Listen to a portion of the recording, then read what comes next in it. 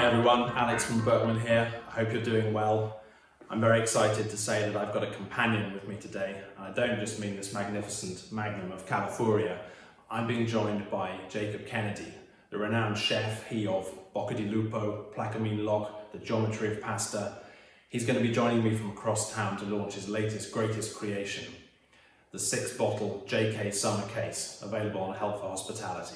Not only that, he's got an amazing recipe that goes perfectly with this California, which features in the case. And just to demonstrate that really anyone can cook it, we're going to be doing it together. So I've got my ingredients prepped, I'm ready to go, and I'm going to hand over to Jacob and see you in a bit. Hey, I'm Jacob, and this is a dish of pasta with prawns. I chose it because it's magic with California, a rosé I'm going to be drinking shortly, and quite lockdown friendly because you can make it with almost anything, almost any kind of leftover pasta. I have here some tagliolini, almost any spring vegetable. I have here asparagus, it'd be great with peas, it'd be great with courgettes. In winter I make it with radicchio. Some prawns, again you can use almost any kind of seafood, crab, lobster, smoked fish would be alright. A herb, doesn't really matter which one, I'm going to use a bit of rosemary, you could omit it.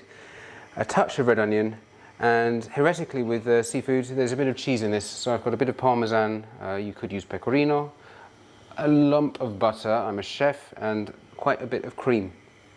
I'm going to start by warming a pan, and the way we make this dish is it's kind of a pretty quick saute of all the ingredients, and then it goes into an oven-proof dish under the grill and gets gratinated.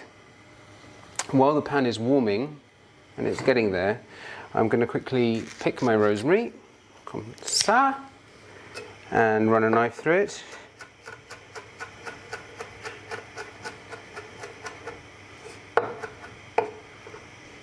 Remove my prawn tentacles. I'm going to take the asparagus, and these are pretty thick, so I think I'm going to cut them lengthways first. Ooh, here we go, we're okay.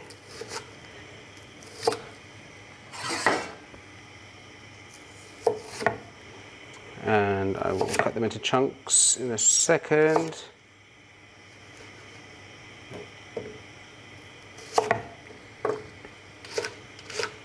That. It's a very forgiving dish, and one that I first had in a rather swanky restaurant called Fiore in Venice, and that's most unlike me because I hate swanky restaurants in Italy. In fact, I hate swanky Italian restaurants anywhere. For me, it's simple food best cooked in the home or in restaurants that mimic the home, where it's cooked by mothers and aunties rather than people who call themselves chefs like me. But Da Fiore in Venice is excellent, and it's where I first really fell in love with Italian wine. I remember the first wine I had there was a Chardonnay from Castello di Ama, which was epic. My butter is going in the pan, and it's going to sizzle a bit. Sizzle, sizzle, sizzle. And then Soave, a lot of Soaves. I had a wine by Anselmi a few years later after that first visit. You can see this is a prodigious amount of butter, and probably you could get by with less. I'd say that's about 50 grams. I think you could get by with maybe 25, would be alright, but it's going to be better like this. Butter's sizzling. I'm going to put the onions in for a couple of seconds. You can use onions, you can use shallots. There's no garlic in this dish.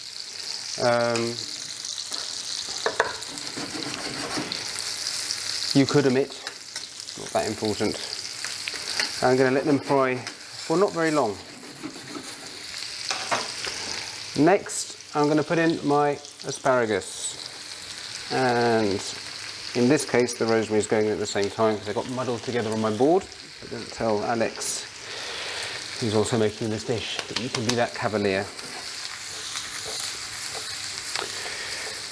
And I give that a nice toss in the pan. You see that? Yummy. I'm going to give a sprinkle of salt at this stage to season the vegetables. The pasta is already seasoned from cooking it, and a bit of pepper. That can go in at any point. I'm going to do it now because I've got a free moment. This is super quick. I think at Da Fiore, where I had this dish, if they had a herb in there, it was thyme.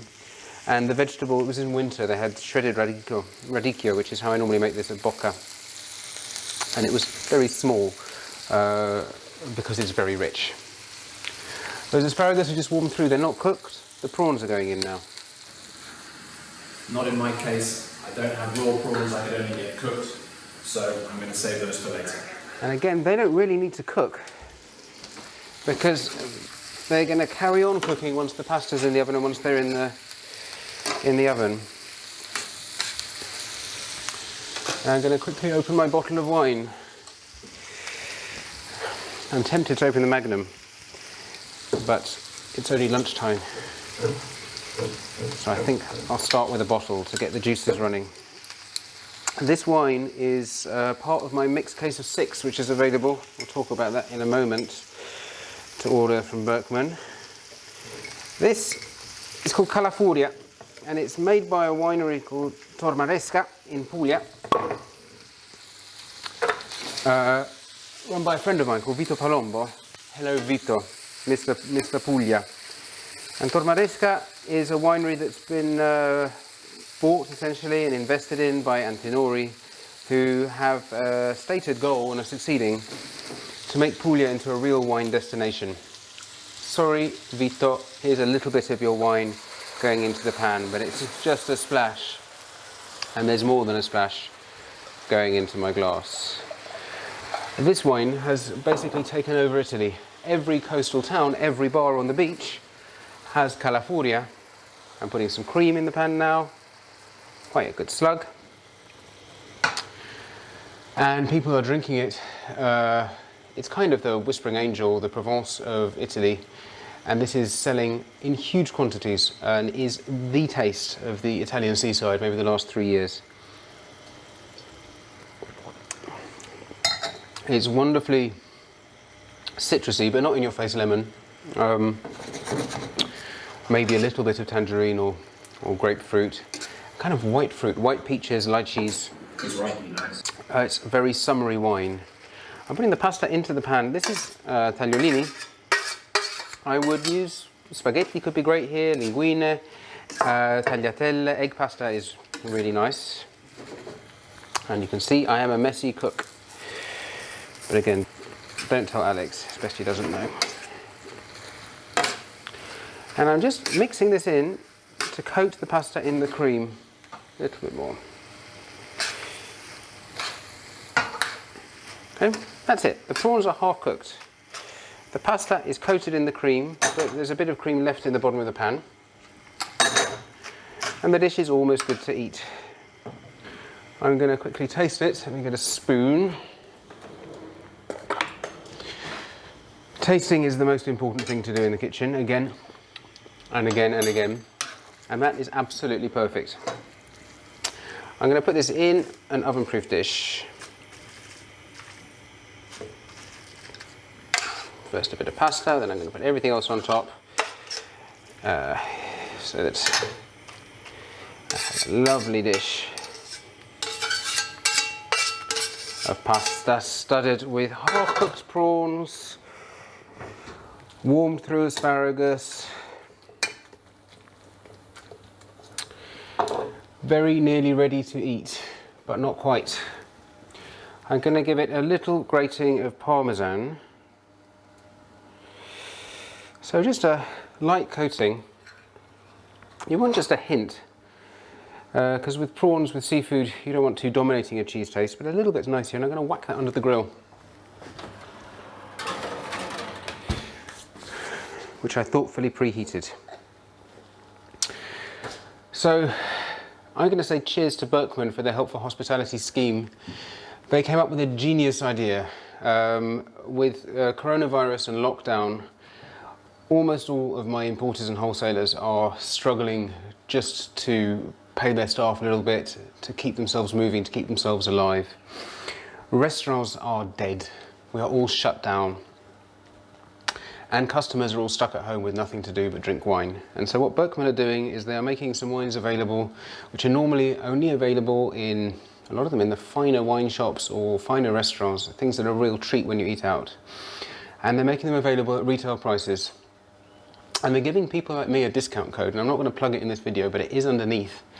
If you look, there's my discount code. Please use that one, because then I get a little kickback. And if you use this discount code, you get a saving. You get 5% off what you buy. 12.5% of the net revenue, the money less VAT, that you pay will go to me or to another restaurant and to help them out. In my case, it goes to subsidise a grocery service which I'm providing locals who live around my pub. And the rest goes to Berkmann and pays for the wine, keeps their wine growers in the money so they can afford to pick and plant next year's crop, and will bring you a glass of something really delicious. This is California. I'm Jacob Kennedy. The pasta is under the grill, and is my lunch. That's a dish for two, by the way. I don't know if you can see, I'm gaining some coronavirus pounds. I will be able to eat that quite happily by myself. Let's just see what's happening here and arm myself with the other tool of the trade, the fork.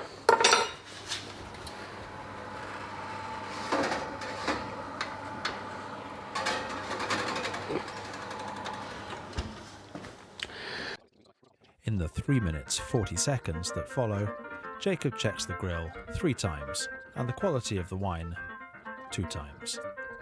After a total of 6 minutes under the grill, he's getting hungry. Was that 30 seconds? Yes, that was 30 seconds. Here is the finished dish, if you can see that, beautifully browned. At the restaurant, I normally make this in a much smaller container because it's quite a large portion even for two. But I'll do it in something which I'm planning to serve it in at the table. And at home, which I am, I would put this on the table. But I'm going to dish up a little bit for myself right here because I have you with me. If I can. It's a bit hard without putting this one down.